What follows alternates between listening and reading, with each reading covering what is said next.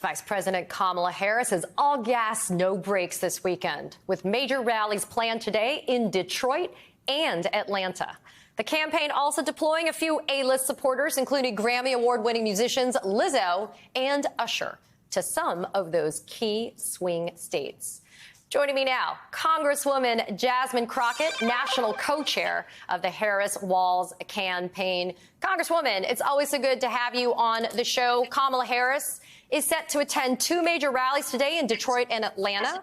We've seen her dial up, calling out Trump's mental fitness in the last few days, more than she has done since she became the candidate. What can we all expect from the campaign as it makes its final push into Election Day?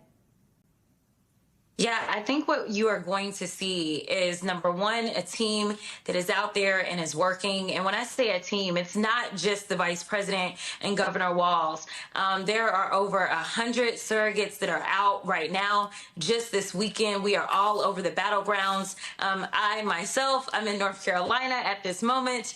I flew on a red eye from Las Vegas. And so, yes, we are working everywhere to earn every single vote. And we are trying to show the American people that we will meet you where you are because you matter. And we are also trying to show them that we will absolutely work for them instead of this idea of we're just going to sit around at Mar-a-Lago and hope that you will show up for us. So we've seen outreach in a substantive way to black men this week from the Harris campaign. But as the nation's Elie Mystal points out in his latest opinion piece, quote, over 60% of white men are going to vote for a convicted felon. Somewhere around 50% of white women are going to vote for an adjudicated rapist and devout misogynist. Black men are not your problem, Democrats. Does he have a point, Congresswoman? He absolutely does have a point. It's a point that I've been trying to make.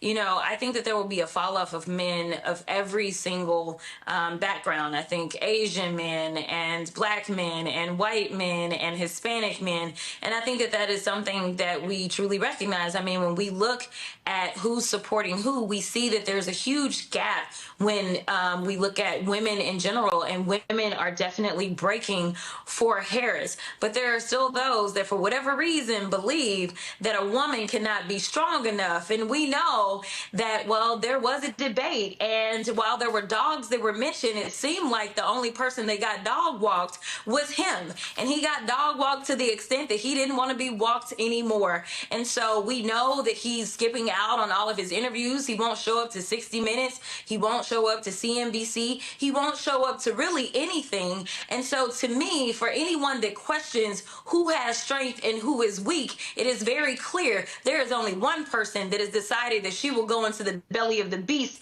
including Fox News, to make sure that she will make her point. And as you've already laid it out, she laid Bret Baier out. And so I don't know that I would believe that this guy could stand up to the likes of Xi Jinping, nor do I believe that he could stand up to Putin, you know, his friend that he was sending his COVID test to. Like, we need somebody that, number one, knows who our friends are, and number two, has real strength.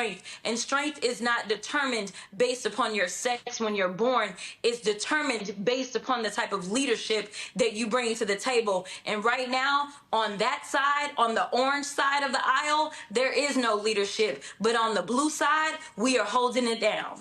So, you know, so politics makes strange bedfellows, Congresswoman. That's how the saying goes. There's some talks that Nikki Haley might actually campaign with Donald Trump, although he can't even stop himself from dissing her as recently as yesterday on Fox News. Is there still a push by the Harris-Walz campaign to be able to bring in disaffected Republican voters that may not want to be able to vote for another Trump administration? Absolutely. Like I just said, she went on Fox News. She wasn't finding her base on Fox, that is for sure.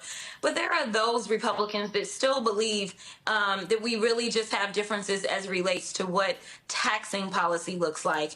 There are those that believe in fiscal conservatism. There are those that believe in small government. And as it was just laid out in an interview recently by a young lady, and I think she interviewed on this network, and she said, you know what, this is like the biggest overreach of government that I've ever seen. And I I agree. Reaching into my doctor's office feels like a large overreach to me.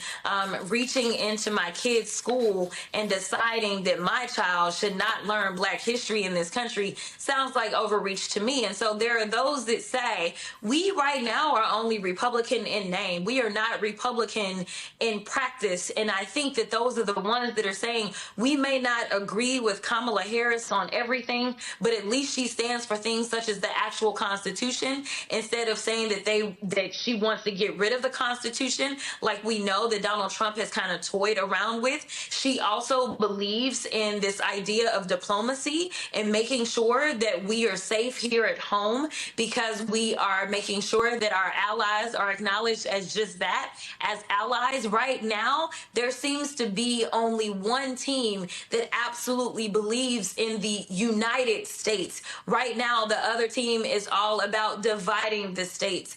And I think that those Republicans that believe in the foundational things that make us the great country that we already are, those are the ones that are coming over because they see someone who is pragmatic and is willing to do what government was always meant to do, which is to govern instead of blowing up everything. You know, Congresswoman, quickly before I have to let you go, though, I have to ask you about this amazing report that came out. You're a member of the House Oversight Committee. This report talks about the violations of the Emoluments Clause by Trump in the first administration. 3 times, charging almost 300% over what the rates should be to the United States Secret Service and other officials that were staying at Trump properties. Talk very quickly about what the findings were in this report. Yeah, long story short, Trump is a crook. I mean, that's what the report says. We already knew it. These are just the receipts to back it up. We knew that the fact that he refused to divest himself of all of his businesses was going to be a problem. And so what he's done is he's taken money from Mar-a-Lago and the various other hotel properties that he has, and he's taken money from foreign governments. He has taken money from people that he decided that he was going to give pardons to. Listen, it is pay for play. And so the only seemingly successful scheme that he's ever run is the scheme that he ran as he sat in the Oval Office. The other frauds have been called out, and that's exactly why he's been held liable in civil court as well as criminal court. He's not running for office. He's running to avoid going to prison. Congresswoman Jasmine Crockett, I'm going to let you go. Take your vitamins. Make sure you're eating, because I know you're very busy. It's good to see you. Good to see you.